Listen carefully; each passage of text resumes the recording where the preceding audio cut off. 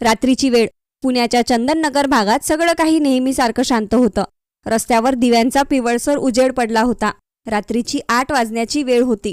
पण त्या शांततेच्या मागे एक भयानक वादळाची चाहल लागली होती. एका मुलीने फक्त एक निर्णय घेतला होता. मला हे नातं पुढे नकोय. माझं दुसऱ्याशी लग्न ठरलंय. आणि हाच नकार एका तरुणाच्या डोक्यात इतका पेटला की प्रेमाचं रूप थेट रक्तरंजित सुडात बदललं. काही क्षणातच किंचाळ्या सुरू झाल्या. तिच्यावर धारदार ब्लेडचे वार झाले आणि चंदननगरची रात्र रक्ताने माखली गेली.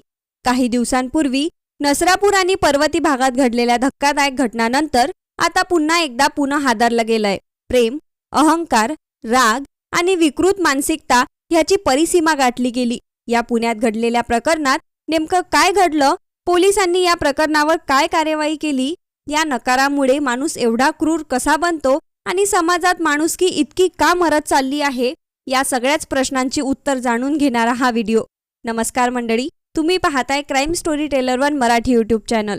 पुण्यातील चंदननगर परिसरात घडलेली ही घटना माणुसकीला काळीमा फासणारी आणि सुन्न करणारी आहे. ही घटना 29 एप्रिल 2026च्या रात्री घडली आणि आज 8 मे 2026 रोजी त्या जखमी तरुणीचा उपचारादरम्यान मृत्यू झाल्याने या प्रकरणाला अधिक गंभीर वळण मिळाले. विमाननगरमधील एका नामांकित मॉलमध्ये एकत्र काम करणाऱ्या दिलीप राठोड आणि उजाला देवी दोहरे या दोघांमध्ये प्रेमसंबंध होते. परंतु काही दिवसांपूर्वी उजाला देवीच्या घरच्यांनी तिचं लग्न दुसऱ्या एका तरुणाशी ठरवलं होतं. ही गोष्ट दिलीपला सहन झाली नाही आणि त्यातूनच त्याने हा हिंसक मार्ग निवडला. 29 एप्रिल रोजी रात्री 8:30च्या सुमारास जेव्हा उजाला देवीचे भाऊ आणि वहिनी कामासाठी बाहेर गेले होते आणि ती घरात एकटीच होती, तेव्हा दिलीप तिच्या चंदननगर पठारे वस्ती येथील घरात शिरला. तिथे त्यांच्या लग्नावरून जोरदार वादावादी झाली आणि रागाच्या भरात दिलीपने तिच्या गळ्यावर चपाचप वार करून तिला जिभे मारण्याचा प्रयत्न केला. या हल्ल्यात तिचा गळा इतक्या भीषणपणे चिरला गेला होता की तिला बोलणंही कठीण झालं होतं. त्यानंतर आरोपी घटनास्थळावरून पसार झाला. मात्र रक्ताच्या थारोळ्यात पडलेल्या उजाला देवीने हिंमत न हारता आपल्या भावाला व्हिडिओ कॉल केला आणि त्याला आपली अवस्था दाखवली. भावाने तात्काळ घरी धाव घेतली आणि तिला रुग्णालयात दाखल केलं. पोलिसांनी जेव्हा तिची भेट घेतली तेव्हा ती बोलण्याच्या स्थितीत नव्हती. तरीही तिने कागद पेन मागवून त्यावर आरोपी दिलीप राठोड असं नाव लिहिलं, ज्यामुळे गुन्हेगाराची ओळख पटणं सोपं झालं. गेल्या 10 दिवसांपासून उजाला देवी मृत्यूशी झुंज देत होती. मात्र आज तिची प्राणज्योत मावळली. चंदननगर पोलिसांनी सुरुवातीला हत्येच्या प्रयत्नाअंतर्गत गुन्हा दाखल केला होता. परंतु आता तरुणीचा मृत्यू झाल्याच्या आरोपीवर हत्येचा गुन्हा दाखल करण्याची प्रक्रिया पूर्ण करण्यात आली आहे.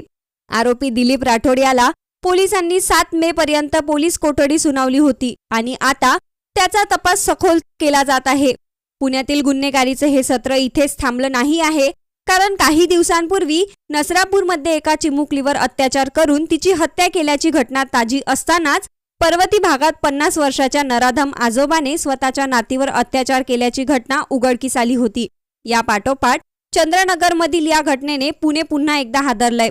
या सलग घडणाऱ्या घटनांकडे पाहिलं तर असं लक्षात येतं की समाजात विकृत प्रवृत्तीचे जाळ किती खोलवर पसरलंय. लग्नाला नकार दिला किंवा स्वतःची इच्छा पूर्ण झाली नाही म्हणून एखाद्याचा जीव घेण्यापर्यंत माणसाची मजल जाते, हे अत्यंत चिंताजनक आहे.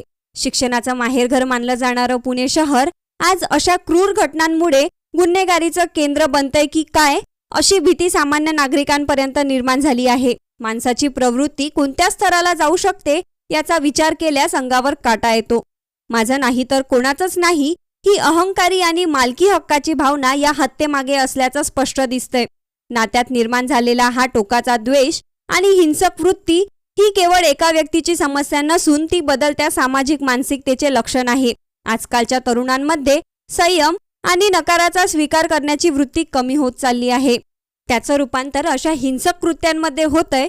कायद्याचा धाक उरलेला नाही की नैतिक मूल्यांचा ऱ्हास झालाय, अशा प्रश्नांचा आता विचार केला जातोय.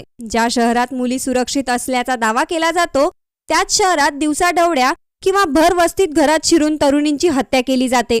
ही बाब अत्यंत लज्जास्पद आहे. नसरापूरमधील त्या चिमुकलीचे क्रूर हाल असोत किंवा पर्वती भागातील रक्ताच्या नात्याला काळीमा भासणारी घटना असो, या सर्व घटनांमधून समाजातील वाढती क्रूरता स्पष्टपणे अधोरेखित होते. या घटना रोखण्यासाठी केवळ पोलीस कार्यवाही पुरेशी नसून कौटुंबिक संस्कार आणि मानसिक उपचारांची देखील तितकीच गरज आहे. माणसाचा स्वभाव इतका थराला गेला आहे की तो प्रेमाच्या नावाखाली रक्ताचे पाठ वाहताना मागे पुढे पाहत नाही. समाजातील ही डर्टी हिस्ट्री आणि विकृती वेळीच ठेचली गेली नाही तर भविष्यात सुरक्षेचा प्रश्न अधिकच गंभीर होईल.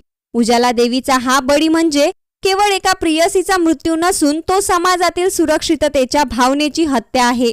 अशा नराधमांना कठोर शिक्षा मिळणं अपेक्षित आहे, जेणेकरून भविष्यात कोणाचीही असक टोकाची पाऊल उचलण्याची हिंमत होणार नाही. बाकी मंडळी, पुण्यातील ह्या तिसऱ्या निर्दयी घटनेबद्दल तुम्हाला काय वाटतं, त्यावर तुमचं मत काय आहे हे आम्हाला कमेंटमध्ये नक्की सांगा. आणि सोबतच आपल्या क्राईम स्टोरी टेलर 1 या मराठी यूट्यूब चॅनलला नक्की सबस्क्राईब करा. पुन्हा भेटू एका नव्या थरारक घटनेसह. तोपर्यंत सावध रहा, सुरक्षित रहा. धन्यवाद.